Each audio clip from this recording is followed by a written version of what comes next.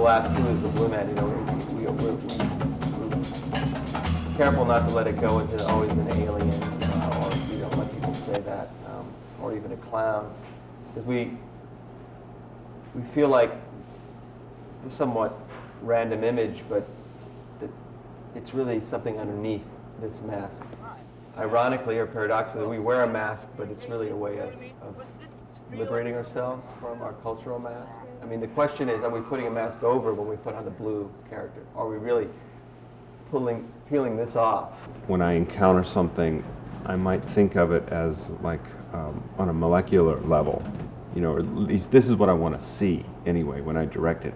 I want to see a character who looks really, really intelligent, like he might be able to deduce the history of a Twinkie wrapper through the last 150 years of human culture. But on the other hand, I want him to have the kind of focus and hunger and singularity of purpose that an animal has.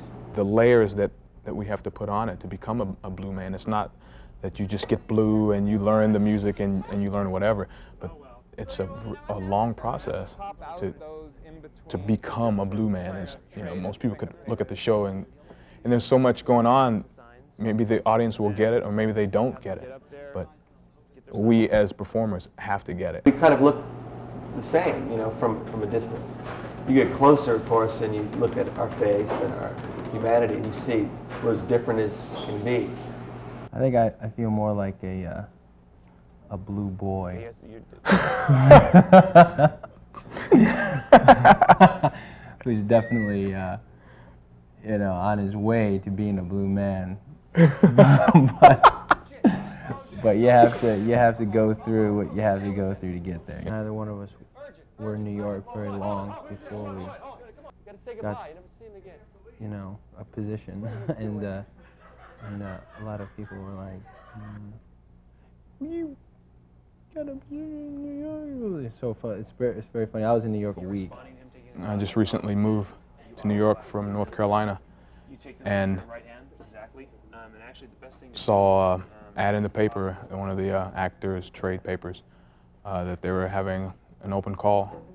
Came in for the audition, got the call back, and just sort of started training from there. Blue is a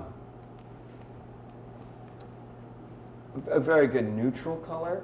For us, neutral being very important because we do comedy and we try to have sublime moments. We have kind of nurturing music sometimes. It's kind of a world, kind of new age feel. And we have kind of edgy, almost punk rock music. And so I feel like blue has worked out as a color that's kind of in between. We like these extremes, you know, when you put together, like for instance, in the show we feel like we have this feeling that there's a time limit.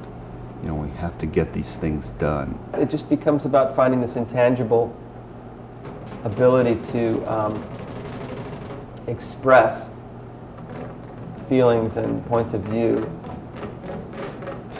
very specifically with language, and then be able to make that crossover to non-language. And that's about it.